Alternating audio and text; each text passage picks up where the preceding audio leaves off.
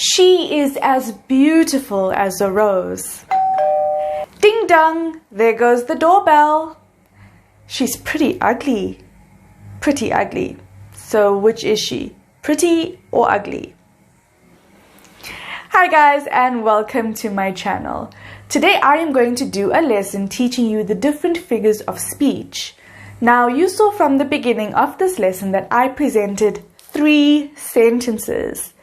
The first sentence was, she is as beautiful as a rose. The figure of speech used in the sentence is used to compare 2 things together using the words as and like. Our second sentence was, ding dong, there goes the doorbell. The focus of this sentence is ding dong, which is used to describe a sound. The third sentence was, she's pretty ugly. In this sentence, we can see 2 words that are opposites being used together, pretty and ugly. So was she pretty or ugly? Which do you think? Well, when they're used together, the phrase pretty ugly simply means very ugly. In our lesson today, we are going to review 10 figures of speech which are commonly used in our daily lives. Hit that subscribe button and let's get started.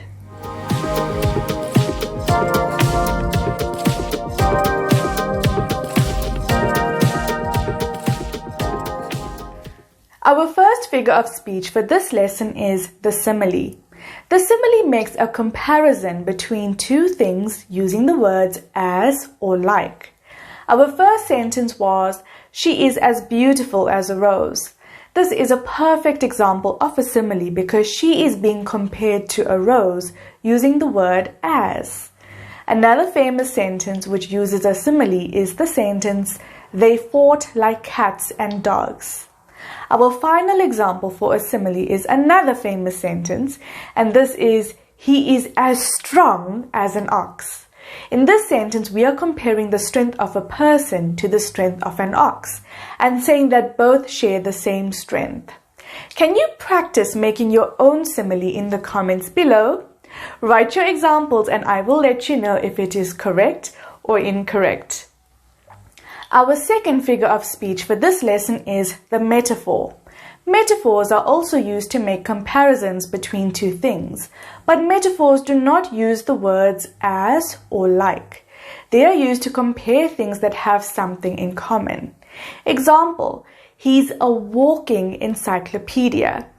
In this sentence, a man is being compared to an encyclopedia. This sentence means that the man is extremely knowledgeable, just like an encyclopedia. The thing that the encyclopedia and the man have in common is knowledge.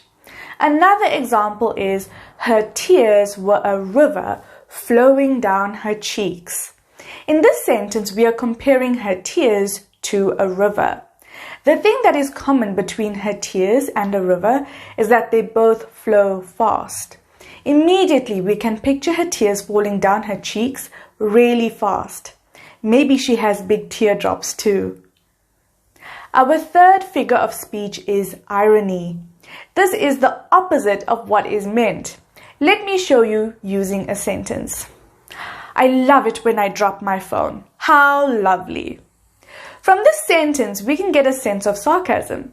I don't really mean that I love it when I drop my phone. I don't think it is lovely to drop my phone. In fact, I think the opposite. I hate it when I drop my phone. It is terrible. We often use irony for humorous or emphatic effect, so to emphasize whatever we are saying. We also get situations of irony. If I said, the fire station burned down, this would be an ironic situation because the fire station is supposed to prevent fires, but a fire is exactly what destroyed the fire station. The irony here is that firefighters and fire stations destroy fires, but in this situation, a fire has destroyed the fire station. Irony. Our fourth figure of speech for this lesson is euphemisms. A euphemism is the replacement of a phrase which may be considered offensive. In other words, it could hurt someone's feelings. It has the same meaning as whatever it is you are trying to say, but it does not carry the same effect.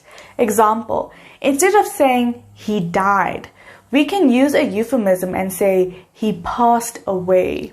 Or instead of saying I'm going to make a poo, we can say I'm going to use the bathroom. Euphemisms are important because they help you to use diplomatic language to communicate in any environment. For more information on euphemisms, you can check out my lesson on YouTube, which will teach you common English euphemisms for everyday use.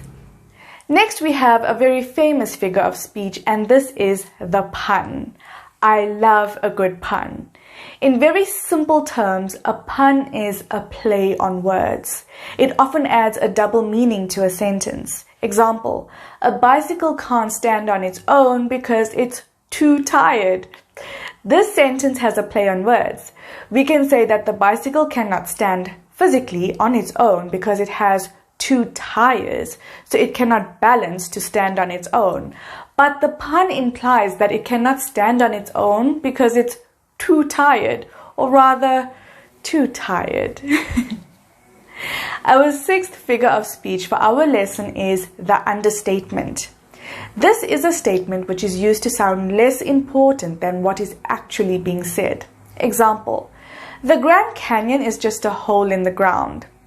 It's safe to say that comparing one of the wonders of the world, which is absolutely massive, to a hole in the ground doesn't really give the right impression of it. Look at the picture of the Grand Canyon. You can see that it is not just a hole in the ground. This is a hole in the ground. The Grand Canyon is so much more than that. Therefore, the statement, the Grand Canyon is just a hole in the ground, is an understatement. Understatements can be used for modesty, humor, and so on. Number 7 is an oxymoron. Remember our sentence from the beginning of the lesson? She is pretty ugly. This is an example of an oxymoron. So an oxymoron is when two words in a phrase contradict each other, like pretty ugly, deafening silence, bittersweet, and so on. In speech, oxymorons can make a sentence sound funny, sarcastic, or even ironic. Number 8 is onomatopoeia. Our other sentence from the beginning of this lesson was, ding dong, there goes the doorbell. Onomatopoeia. It simply resembles the sound that it is describing. Other examples are whoosh, tick-tock, bang, or the sheep went baa. Number 9 is an extremely popular figure of speech used in classic literature and poetry. This is personification. Personification is when an object that is not alive is given human qualities. Example, my alarm clock screams at me every morning. An alarm clock cannot scream because it does not have a voice. It is not alive, but we have personified the alarm clock in the sentence so it can scream. Another example is the sentence, the wind howled during the night. In reality, the wind cannot howl because it does not have a voice. But we have personified the wind, so now it howls. We have given the wind a human quality. And our final figure of speech for this lesson is alliteration. Alliteration is when there is a repetition of sound within a phrase or sentence. Example, she sells seashells on the seashore.